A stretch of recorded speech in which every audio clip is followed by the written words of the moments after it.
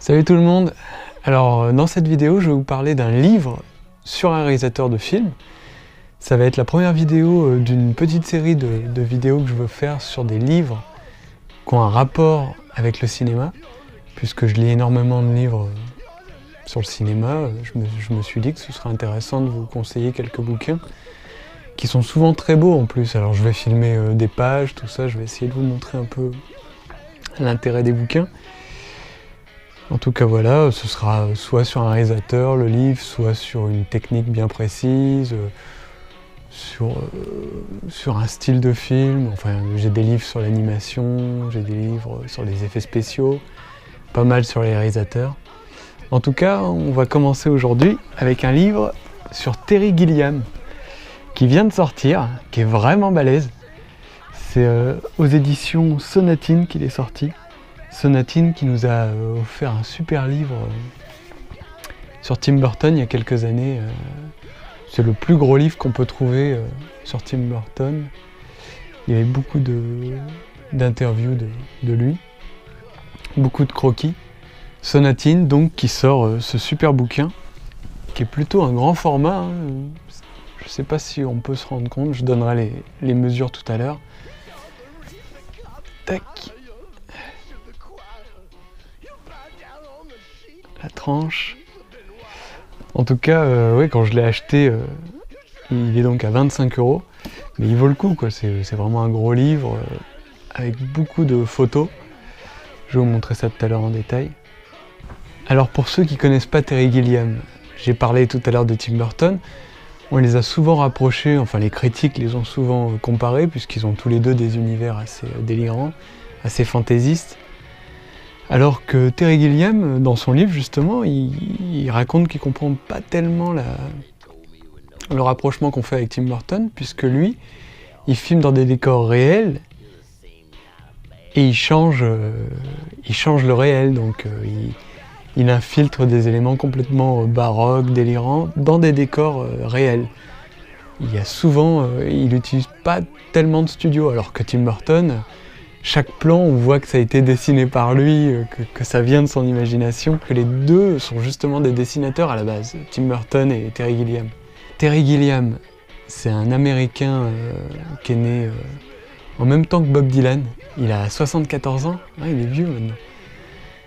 Et il a commencé comme dessinateur, il était très fan du magazine Mad, qui est sorti en Amérique dans les années 50, je crois. Un magazine satirique qui était vraiment rigolo et qui se moquait de toutes les conventions de l'époque.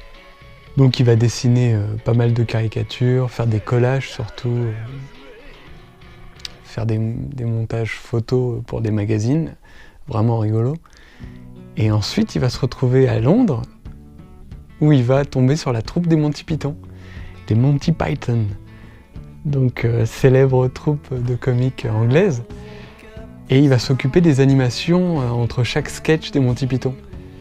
Plus tard, il assurera la réalisation des films des Monty Python avec Terry Jones, qui est un autre acteur de la troupe. Vu qu'il a pris goût à la réalisation, il va réaliser des films pour lui-même, dont Jabberwocky ou Brazil, qui est devenu un film culte du cinéma, dans l'histoire du cinéma, et également Las Vegas Parano avec Johnny Depp. Il a réalisé Le Docteur Parnassus, L'Armée des 12 singes, plein de très grands films vraiment que j'ai trouvé vraiment sympa. Le Baron de Munchausen. Moi j'ai connu d'abord Le Baron de Munchausen quand j'étais petit. Un très beau film, j'en reparlerai, je vais faire une petite vidéo sur les films fantastiques qui m'ont marqué. En tout cas, Le Baron de Munchausen était hyper beau, très grande mise en scène, décor de Dante Ferretti, vraiment un très grand film de cinéma. Et ce qui est marrant, c'est que j'ai d'abord connu Terry Gilliam en tant que réalisateur. J'ai d'abord vu ses films, Fisher King, Tideland, qui était une sorte de Alice au Pays Merveille, au pays des drogues plus dures. C'est qu'après que je me suis intéressé vraiment au Monty Python. J'avais pas vraiment fait le lien entre les deux, étant donné qu'on le voit pas tellement dans les films des Monty Python. C'est pas par un très grand acteur, Terry Gilliam. Ils lui ont fait jouer que des rôles très exagérés dans la vie de Brian. Ce livre est donc l'occasion pour lui de nous raconter toute sa vie, vraiment de son enfance dans la cambrousse américaine. Ensuite, il est allé à Los Angeles. Et il raconte vraiment la guerre du Vietnam. Il était jeune en 60. Donc c'est vraiment une époque intéressante. Il raconte beaucoup de grandes périodes de l'histoire américaine.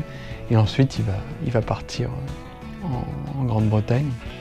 Il n'hésite pas à balancer pas mal de ragots sur les stars. C'est assez étonnant. C'est un peu notre Mocky. La première moitié du livre est donc consacrée surtout à sa vie, à sa jeunesse. Et la deuxième partie, donc, il va parler beaucoup de ses films. Bon, il passe assez rapidement sur les films. Il parle beaucoup de son état d'esprit, en fait, à chaque époque, et de ce qu'il a vécu plutôt intimement, quoi. Enfin, au point de vue humain, avec les acteurs, avec toutes les rencontres qu'il a fait. C'est pas tellement, c'est presque pas même une analyse de ses films. Il parle un petit peu, quoi, de ses films, mais pas, il les survole, quoi. Il raconte toutes les anecdotes de tournage. Alors voilà le livre. Donc jolie couverture, un peu de relief au toucher. Et allons-y. Alors ça commence pas mal du tout avec beaucoup de photos déjà.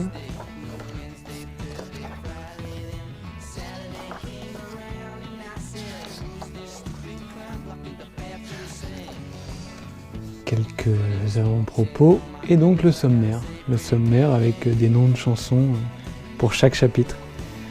On a All Things Must Pass de George Harrison. Il y a aussi Desolation Road de Bob Dylan ou encore Help des Beatles qui vont rythmer tous les chapitres de sa vie. Donc on commence par la Californie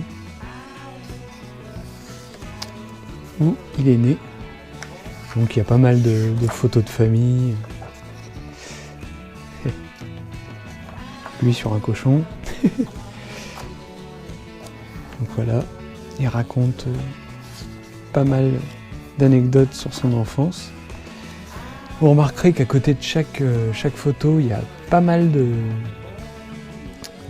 textes. Il commente beaucoup chaque photo et c'est souvent très drôle ce qu'il raconte. Ça, c'est les premiers dessins qu'il a dessinés quand il était petit. Pas mal du tout. Les extraterrestres. Alors, évidemment, on va vite avoir des photos des reproductions des dessins qu'il y avait dans Mad Magazine et des collages qu'il va commencer à faire.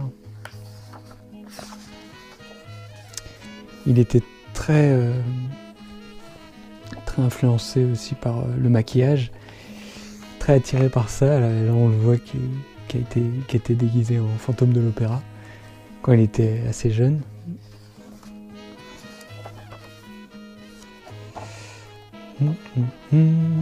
Ça c'est le magazine qu'il va mettre en place à l'université. Il va fonder un magazine qu'il va écrire avec d'autres amis en réaction au magazine Mad justement qu'il adorait. Donc le magazine s'appelait Fang.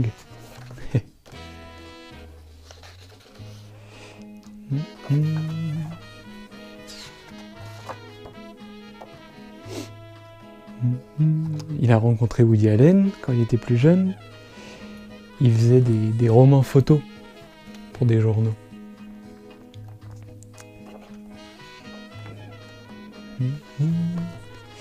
Donc beaucoup de photos, hein. Beaucoup de reproductions. Le papier est de bonne qualité. Il va tout faire pour éviter l'armée. Il va réussir. Le voilà en train de faire du stop avec une fausse main dessinée sur un carton.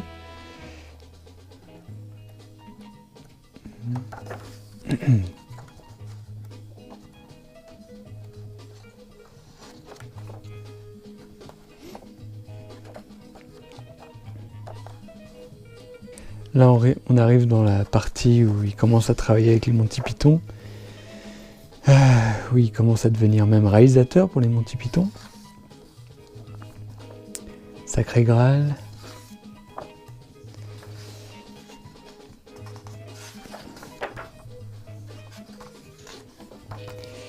Là, il commence ses premiers films, dont le Jabberwocky en 1977, avec une jolie affiche.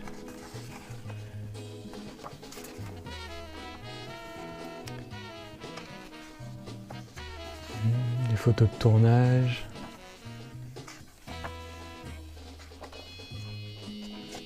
Des dessins de storyboard.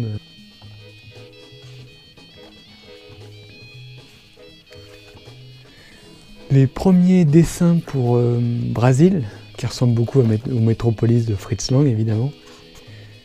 Beaucoup d'influence quand même. Là, c'est les premiers collages qu'il a réalisés pour donner une idée de ce que sont les scènes dans Brésil.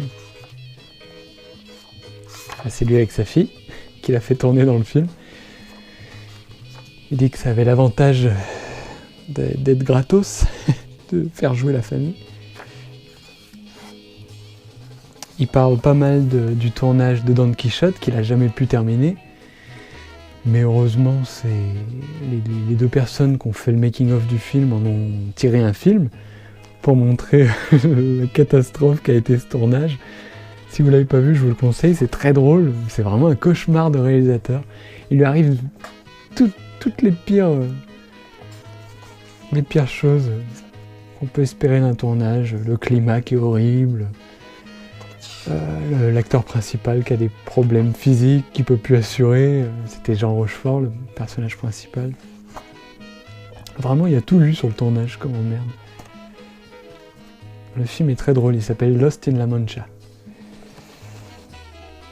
Alors ça, c'est les frères Grimm, bon, film dont ils parlent presque pas, parce que bon, il était pas terrible du tout, le film. Mais bon, il y avait Heath Ledger dedans, il en parle un peu. Tideland, super film, mais qui n'a pas du tout marché en salle, parce que c'était trop dérangeant comme film. Une gamine qui pique son propre père à l'héros. Là, tu perds la moitié de ton public déjà. Ça, c'est Parnassus, super film avec Heath Ledger, dans son dernier rôle. Alors, si vous ne connaissez pas le docteur Parnassus, il faut vraiment le regarder si vous aimez bien Heath Ledger. Parce qu'il est mort pendant le tournage et donc Terry Gilliam a proposé à ses meilleurs amis de reprendre le rôle. Donc il y a Johnny Depp, Colin Farrell et Jude Law qui reprennent son rôle dans le film. Ce qui fait qu'on a vraiment une belle palette d'acteurs et c'est très émouvant. Chacun a des monologues assez poignants qui ont un rapport avec la mort de Heath Ledger. Vraiment, j'ai beaucoup aimé le film. Ça, c'est le dernier qu'il a fait, Théorème Zéro. Une réplique de Brésil que j'ai pas du tout aimé. Vraiment trop obsolète, peut-être. Non, j'ai pas accroché du tout pour ce film. Ça, c'est les photos du dernier spectacle des Monty Python de l'année dernière, il me semble. Ouais. Pas mal. Inégal comme spectacle. Quelques très bons sketchs et d'autres beaucoup moins bons. Et une surenchère d'effets spéciaux, de danse et de chant. Enfin bon, si vous aimez bien les Monty Python, c'est quand même très agréable de les revoir sur scène.